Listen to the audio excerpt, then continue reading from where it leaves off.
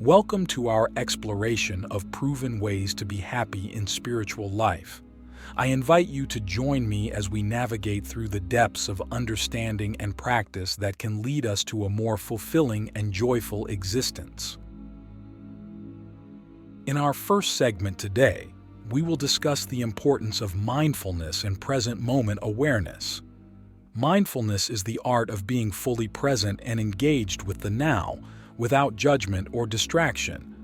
This practice roots us in the reality of the moment, allowing us to experience life as it unfolds. To begin, consider what it means to be truly present. Being present isn't just about noticing what's happening around you, it's also about an inward awareness. It involves tuning into your feelings, thoughts, and physical sensations, and acknowledging them without criticism or resistance. Why does this matter? Because by doing so, we start to reduce the power that our past regrets and future anxieties have over us. Our fears often stem not from current realities but from these projections and recollections.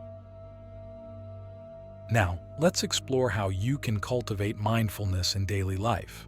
Firstly, simple practices such as breathing exercises or focused attention on everyday activities like eating or walking can be profound.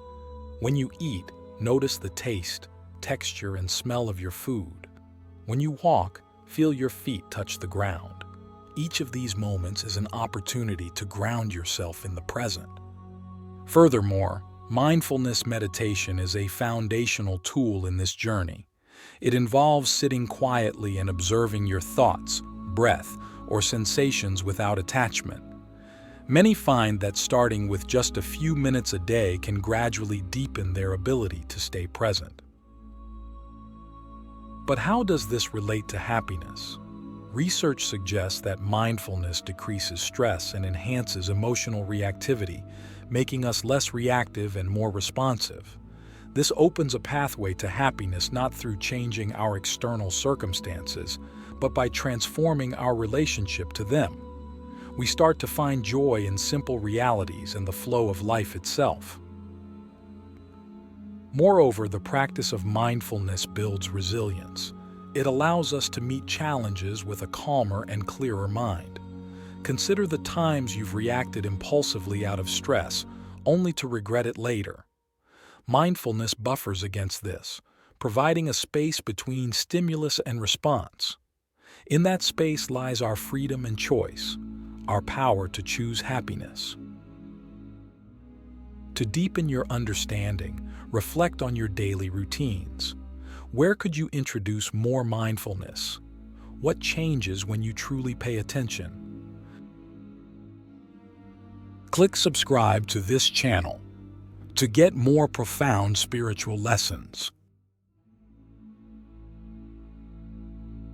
The transformative power of compassion in cultivating spiritual happiness. As we continue our exploration into the pathways to happiness within a spiritual life, we delve into the profound impact of compassion and self-compassion. These are not merely emotional responses, but are powerful practices that can fundamentally alter how we interact with the world and ourselves. Compassion, in its essence, is the emotional response to another's pain or suffering with a desire to help alleviate it. It extends beyond mere empathy, which involves understanding or feeling what another person is experiencing from within their frame of reference. Compassion includes a more active desire to contribute to the alleviation of someone's suffering. Why is compassion critical to our spiritual happiness? When we cultivate compassion, we create a connection with others that transcends ordinary interactions. This connection is based on a profound understanding and shared human experience. It reminds us that we are not isolated beings but part of a larger, interconnected community. This realization can be incredibly liberating and comforting. Moreover, acting compassionately leads to a positive feedback loop in our emotional well-being. Engaging in acts of kindness and compassion can trigger the release of serotonin and oxytocin, neurotransmitters that enhance feelings of well-being and reduce stress and anxiety. This biochemical response not only uplifts our mood but also reinforces our compassionate behavior, creating a cycle of positivity. However, to effectively extend compassion to others, we must first cultivate self-compassion. Self-compassion involves treating oneself with the same kindness, concern, and support one would show to a good friend when they suffer, fail, or feel inadequate. Many of us are our own harshest critics and fail to show ourselves the compassion we readily extend to others.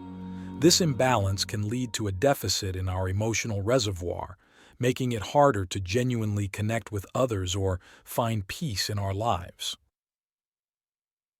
Kristen Neff, a leading researcher on self-compassion, suggests that it comprises three main components: self-kindness, common humanity, and mindfulness. Self-kindness refers to being warm and understanding toward ourselves when we suffer, fail, or feel inadequate, rather than ignoring our pain or flagellating ourselves with self-criticism. Common humanity involves recognizing that suffering and personal inadequacy are part of the shared human experience, something that we all go through rather than being something that happens to me alone. Mindfulness, as discussed in our previous segment, is the balanced awareness of the present moment, including our present emotions. Practicing self-compassion can lead to a more resilient and happier life. It reduces anxiety and depression, enhances self-confidence, and fosters resilience against the vicissitudes of life. By nurturing self-compassion, we not only improve our own well-being but also enhance our capacity to help others. In practical terms, how can we cultivate compassion and self-compassion? Begin by acknowledging and accepting your feelings, especially the uncomfortable ones, without judgment. Treat yourself with the same kindness you would offer a dear friend. When you notice self-critical thoughts, ask yourself, would I say this to someone I love? If the answer is no, search for a more compassionate way to view the situation. Furthermore, make a habit of recognizing the common humanity in your experiences. When you suffer, rather than viewing it as something abnormal or a punishment, remind yourself that suffering is part of life. It connects you to others. It does not isolate you. Lastly, engage in regular compassionate acts. These can be small, smiling at a stranger, offering your seat to someone in need, or listening intently when someone speaks to you. Each act of kindness reinforces the neural pathways associated with compassionate behavior, making it more of a natural response over time. As you continue to weave compassion and self-compassion into the fabric of your life, reflect on the changes you observe. How do your interactions with others transform? How does your internal dialogue shift? How do these changes affect your overall happiness? Gratitude, the gateway to abundance and spiritual fulfillment. As we move forward in our exploration of the keys to spiritual happiness, we find ourselves at the doorstep of gratitude. Gratitude is more than just saying thank you. It is a profound practice that reshapes our perspective, transforms our experiences, and elevates our spiritual journey. Gratitude involves recognizing and appreciating the value of something, which can be an event, a person, an outcome, or a simple everyday blessing, and acknowledging its positive impact on our lives. This practice has the power to shift our focus from what is lacking to what is abundantly present. Why is gratitude so pivotal for spiritual happiness? Firstly, it aligns our consciousness with the positive aspects of our lives, often amplifying them. When we focus on what we are thankful for, we naturally shift away from a scarcity mindset, which focuses on what we don't have or what we have lost, to an abundance mindset, which appreciates the riches that are present. This shift is crucial in a world where it can often seem as though the bad overshadows the good. Scientific studies have shown that gratitude has a myriad of benefits. It improves physical health, enhances psychological health, reduces aggression, enhances empathy, and even improves sleep. Each of these benefits feeds back into a loop that enhances spiritual well-being. For instance, better sleep leads to more energy, which improves our ability to maintain our spiritual practices and positive outlook. But how do we cultivate gratitude in a meaningful and sustainable way? It starts with the intention to notice the good around us. This could be as simple as appreciating a sunny day, the comforting presence of a friend, or even the fact that we have food to eat and a place to sleep. Each of these elements, no matter how small, contributes to a tapestry of blessings that can dramatically shift our internal state when acknowledged. One effective method for cultivating gratitude is keeping a gratitude journal. Each day, write down 3 things for which you are thankful. These don't have to be monumental. Even the most mundane aspects of life can be a source of gratitude. The key is consistency. Over time, this practice trains the brain to be more attuned to positive experiences, which might otherwise go unnoticed. Another practice is the use of gratitude affirmations or prayers. These can be specific statements that you repeat daily, which reinforce the value of gratitude and your commitment to acknowledging the abundance in your life. For instance, affirmations like, "I am grateful for the love in my life," or "I am thankful for another day of living" can be powerful. Moreover, expressing gratitude to others not only uplifts your spirits but also strengthens your relationships. Whether it's by saying thank you, writing a note, or showing kindness in return, these acts of gratitude can create a positive ripple effect. When we express gratitude, we are not only acknowledging the goodness in our lives but also encouraging it to continue. Now, let's reflect a moment on the transformative power of gratitude in challenging times.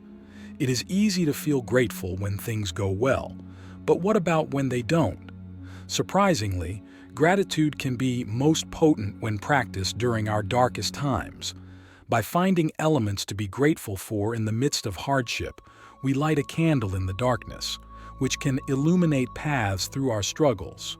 This doesn't mean ignoring pain or difficulty, but rather finding a balance where we can acknowledge and appreciate the good alongside managing the challenges. As we integrate gratitude more deeply into our lives, observe the changes. How does gratitude affect your mood and outlook? How does it influence your interactions with others? How does it enhance your spiritual practices and beliefs? Embracing liberation. The spiritual art of detachment and letting go. As we conclude our exploration into the pathways towards spiritual happiness, we delve into a pivotal concept that enriches yet challenges our journey, the art of detachment and letting go. This practice, rooted deeply in various spiritual traditions, calls for a profound release from the attachments that bind us, paving the way for a deeper, more liberating form of happiness. Detachment should not be mistaken for indifference or a lack of passion. Rather, it is about cultivating a state where one is not overly attached to outcomes, possessions, or even relationships in ways that cause suffering.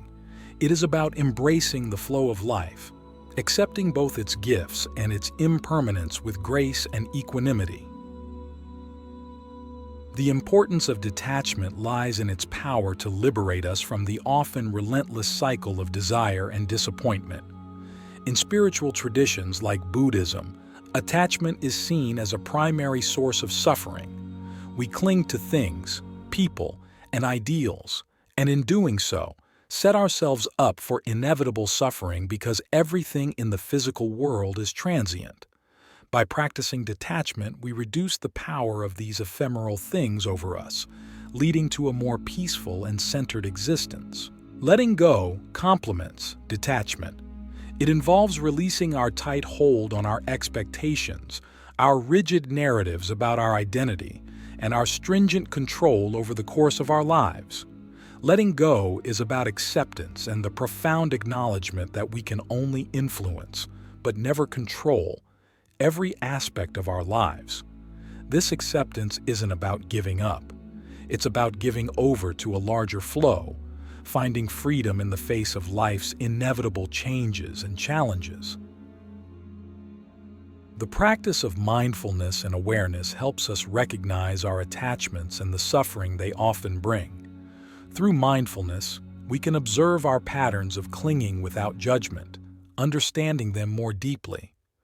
Regular meditation or contemplation on the impermanence of life can cultivate detachment. This might involve reflecting on how situations, feelings, and relationships naturally evolve and change, reinforcing the understanding that clinging to any temporary state only sets us up for distress. Engaging in activities with full effort but without overinvestment in the outcomes is another way to cultivate non-attachment. Whether it's a project at work, a personal hobby, or a relationship, giving your best while accepting that the result is not entirely in your hands helps foster detachment. Simplifying your life by reducing physical and emotional clutter can lead to a more detached way of living. This might mean decluttering your home, simplifying your commitments, and focusing more on what truly adds value to your life. When faced with difficulties, viewing them as opportunities to practice letting go can be transformative. Each challenge is a chance to release your grip on expectations and grow in resilience and flexibility. The practice of detachment and letting go might seem paradoxical in its promise of happiness. How does letting go of our desires and attachments lead to more happiness? The answer lies in the freedom it brings. Detachment allows us to enjoy life's pleasures without becoming enslaved by them. It helps us face life's pains with greater calm and less fear. By not allowing our happiness to depend heavily on external circumstances, we find a more steady and lasting peace. Spiritually, detachment deepens our understanding of the self and the universe. It encourages us to look beyond the material and transient and to connect with the eternal and immutable, whatever that might signify in one's spiritual tradition. This connection fosters a profound sense of peace and contentment, as it aligns us with the expansive flow of life, beyond the narrow confines of individual desires and fears. As you integrate these practices into your life, observe the shifts in your experiences. How does your perspective on happiness change? How does your relationship with others and with yourself transform? What new insights or freedoms do you discover? In embracing the spiritual art of detachment and letting go, we not only free ourselves from many of the sources of our suffering, but also open ourselves to a deeper, more profound state of being. This is not the end of our journey, but a continuation into a more mindful, compassionate, grateful, and detached engagement with life and all its mysteries. Thank you for accompanying me on this exploration, and may your path forward be illuminated with the insights and practices we've shared.